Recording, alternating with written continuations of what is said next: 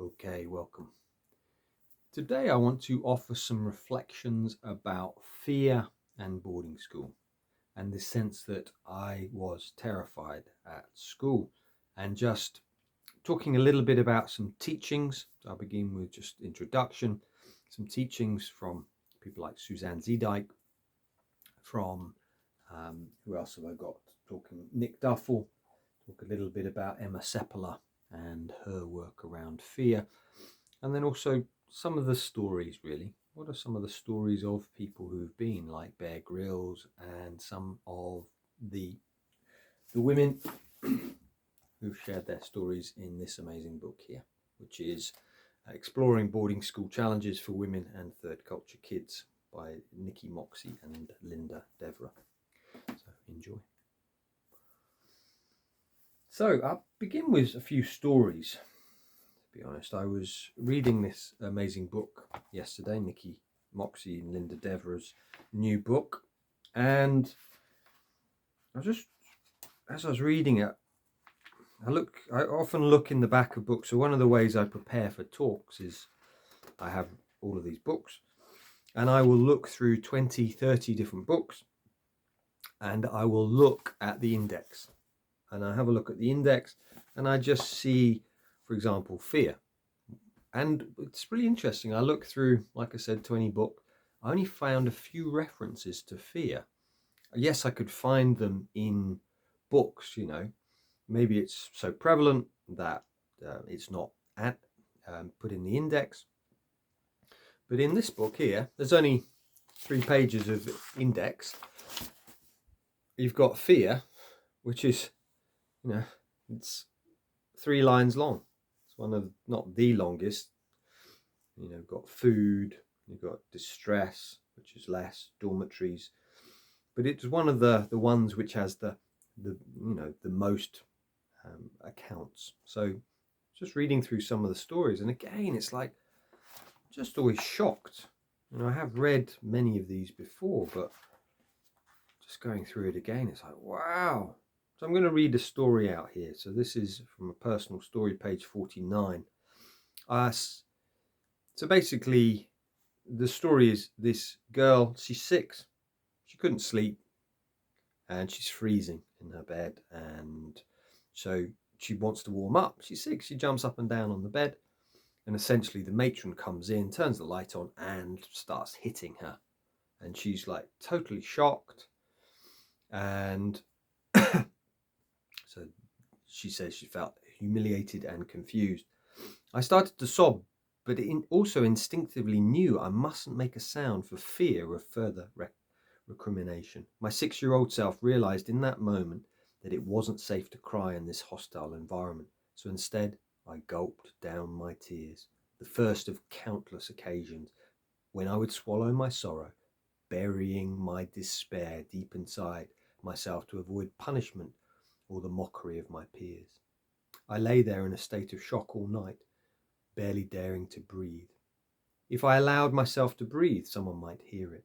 If I allowed myself to move, someone might hear it. So I lay there stock still all night long, not daring to make a sound, unable to sleep for fear of incurring matron's wrath again. I felt like a hunted animal, lying frozen in anticipation of the next potential attack. That was the beginning of my attempt to not exist. I figured that if I didn't draw attention to myself, then I wouldn't be hit again.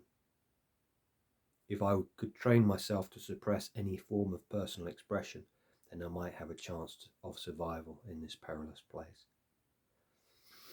I felt like a hunted animal lying frozen in anticipation of the next potential attack. It's like, it's just unbelievable.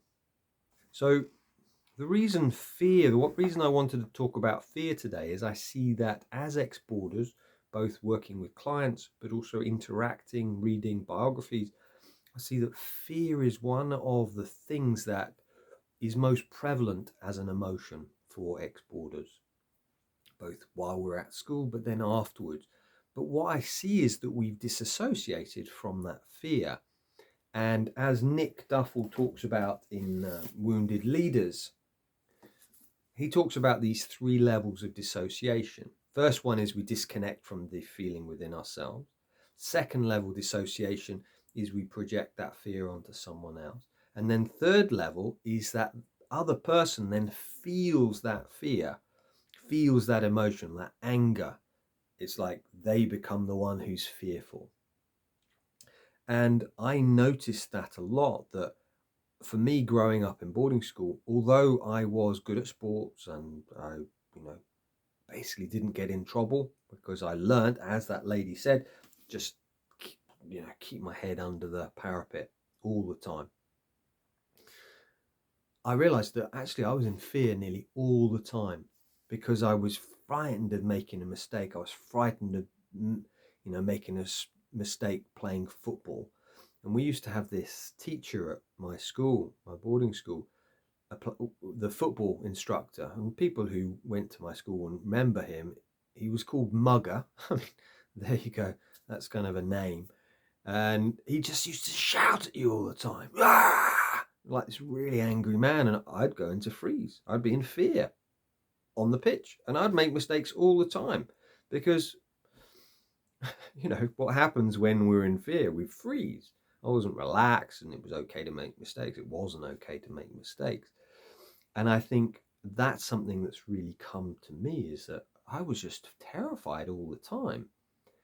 And I just see that our nervous systems are, as ex-boarders, they're still on. It's that amygdala part of the brain, the fight, flight, freeze, it's still on. And so I'll share towards the end just some different ideas we can use for just calming that nervous system down. But I think the first step, as Pete Walker talks about in complex PTSD, is just the cognitive, to know that it's happening. And I see this really common is, actually, what am I feeling? When we send an email to someone or we get in touch or we communicate with someone, what am I giving off here? Is that fear?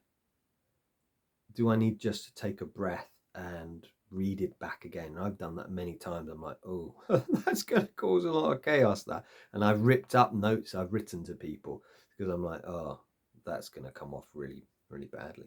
So I'm going to share Bear Grylls, Mud, Sweat and Tears. It's page 58, and I've read this one out before, but this is the big quote. When I hit boarding school, so he was age 8, suddenly all I felt was fear. Fear forces you to look tough on the outside, but makes you weak on the inside. This was the opposite of all I'd ever known as a kid growing up. I had been shown by my dad that it was good to be fun, cozy, homely, but then as tough as boots when needed. At prep school, I was unlearning this lesson and adopting new ways to survive. So fear. And then another example from this book by Nikki, Moxey and Linda Dera, and please do go and buy a copy because it's just incredible. And one of the passages I was reading last night, I'll come back to, is Suzanne Zeedyk's piece. It's like, wow, really great how she unpacks boarding school syndrome. So this is page 117. So she just says here, they say here, many of us recall the fear, shame and humiliation which was used to control our bodies and our behaviours. For several of us, this punishment happened very soon after we arrived at school.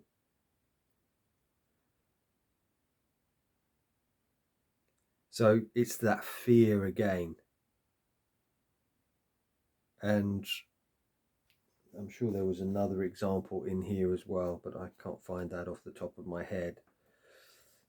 Oh, there it is, yeah. And so this is the girl who basically wheezes herself because the teacher, it's almost the first day, and she has to stand against the wall.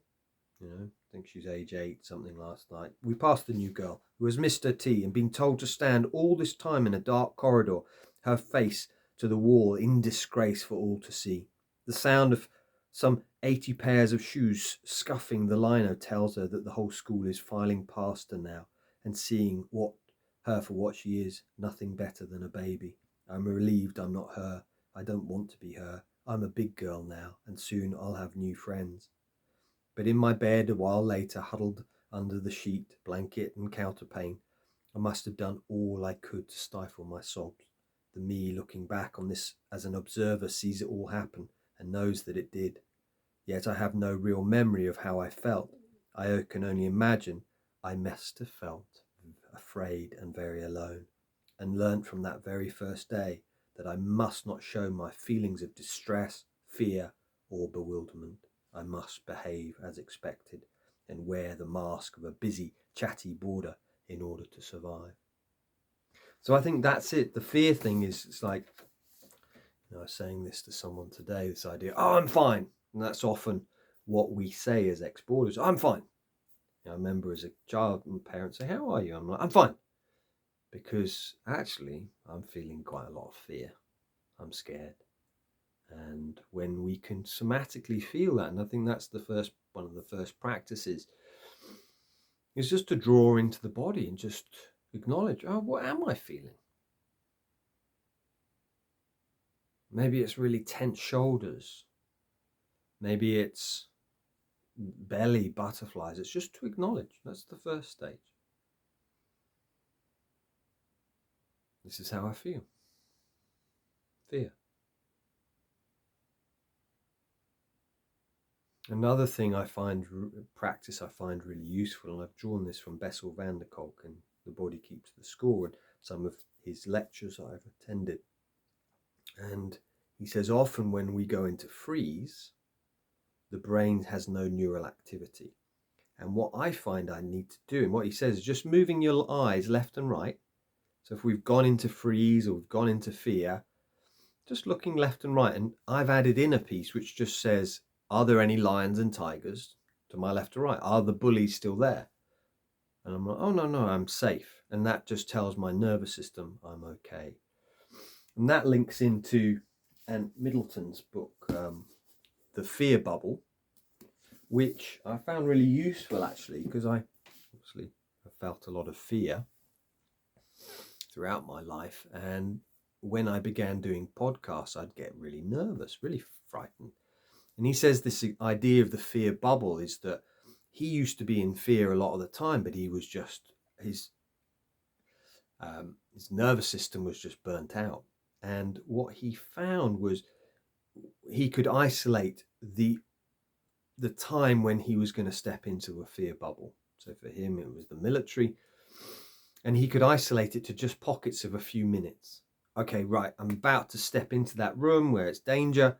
Right, am I ready to do it? And he said, if you say, yes, I'm ready, then you step over that threshold and you go in and it's like, right, you can do it. So I've done that with, say, my podcast where I'm interviewing someone. I'll feel that fear, but I'll think, wait, it's not for another hour. So I'm not stepping into that bubble. So I'll just say, oh, it's not now. And that's been really useful. This is something that Ant Middleton talks about. So it's just to notice, okay, first thing is notice, oh yeah, fear. Second one is, am I about to step into a fear moment? Rather than us being in fear all the time, seeing, oh, it's useful. We can use it to perform at a high level. But just noticing when I'm stepping into the bubble. And he says an important aspect of this is then to step out of the bubble at the end. So after you've done your talk or you've done it, it's then to settle your nervous system. And again, just going, oh, yeah. And one of the ways I find of settling my nervous system is to go for a run. I've just been for a run now. That just regulates, or going for a walk, or just looking left and right. Oh, I'm outside of the bubble now. Nervous system can relax. So that's something I found really useful. I realise this could be a longer video today, but so this is Emma Seppälä, the happiness track. She talks about fear. She says, anxious emotions such as fear are physiologically contagious through pheromones, chemicals released in our sweat. When someone emits fear pheromones, the people who come into contact with that person show greater activation in brain areas corresponding to anxiety and fear, particularly the amygdala. So this is important for us to know that unconsciously, maybe I'm in fear, and therefore I need to just regulate my nervous system, or I'm going to take it into my family. I'm going to take it into my work. And talking to different experts through making the documentary, they would often say that people who've been to boarding school often run their companies, CEOs, like boarding schools. So that fear, they imbue their company, and it's not a very nice place to work, is from what they've said. Quite bullying. So I think that is, there's lots of other things I could talk about here. But I just think, just notice there might be trigger points for you. So it might manifest fear as control. It might be trying to control people. It might be anxiety, going away, holidays, flights. It might be things like meal times, Sunday evenings for many ex-boarders. It's like just to notice, that's when I go into fear. And that's where you need the, first one, mindfulness, come back in. Second one is the fear bubble exercise. Yeah. And I find the third one, I use this all the time with my clients. And just because there's so much clinical research, and I've been using this 25 years myself, the research shows it calms the amygdala, what Emma Seppälä, PhD, is talking about, that alarm center. It's just, calms the center down. So those are the three things I would recommend. So yeah. Any questions, please do let me know. And yeah, it's I just find it fascinating drawing upon this, and I could go into a lot more depth. And like I said, I didn't talk about Suzanne Zeedyk here, but just really recommend getting a copy. I'll put a link to it in the description. So any questions, please do let me know. And yeah, take